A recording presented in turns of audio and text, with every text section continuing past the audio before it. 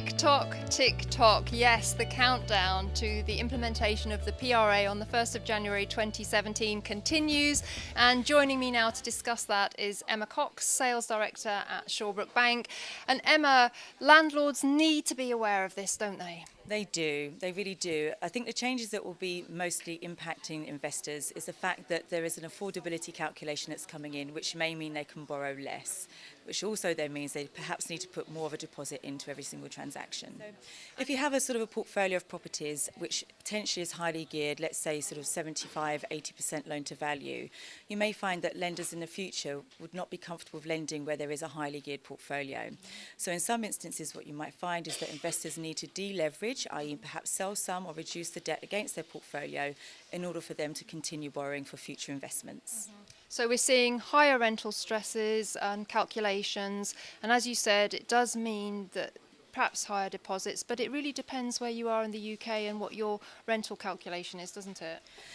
That's right. So in the new world of the PRA sort of recommended standards, it's mostly about yield. So typically it will come down to what the property can yield in order to achieve the certain loan to values that you require.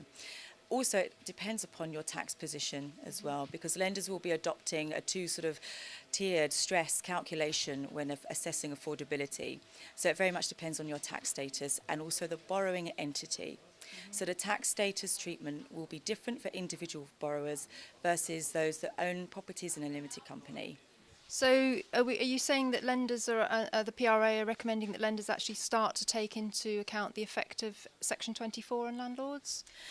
The PRA certainly is asking lenders to take into account the tax position of the borrower. So the tax treatment for limited companies is very different to individual borrowers, and that is something that we need to sort of ensure as a bank and a responsible bank that you take that into consideration when assessing affordability. Now we have, had this era of the go-go money, very highly leveraged landlords, and there were a lot of casualties of that actually. So what this is about really, it's about sustainability, isn't it?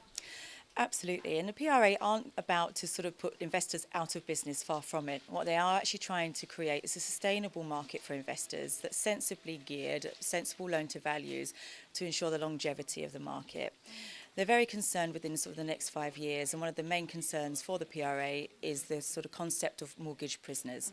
And that's whereby you'll have an investor that's not able to refinance or remortgage away from their current debt and therefore will be stuck on long-term debt, potentially at higher rates on the standard variable rates. So as we said at the beginning, the clock is ticking. Should landlords be looking, if they're thinking of expanding their portfolio, should they be looking to get some finance now before the stricter criteria kicks in? That very much depends again on something we just touched upon in the sort of the tax treatment of you as a borrower. So in the current regime, everybody knows where they stand, but in the new regime, there may well be instances where you could be better off in terms of sort of the amount that you could borrow. So what I would suggest in those situations is to get proper advice, speak to your advisors on that point, and give some consideration to the new versus the old, and then make a decision based on that. I think it's very good to recommend professional advice, and certainly it seems to be that we are entering the era of where landlords are going to have to adopt a much more professional approach and have professional input from regulated mortgage brokers, etc. Absolutely. I mean, I think the way to approach investors now, treat it as a business. And with the complexities of the tax changes versus the affordability, I think that it would be prudent to get proper advice around that. And a key thing for that is so that you can ensure continued growth in your portfolio and not be stunted by lack of finance.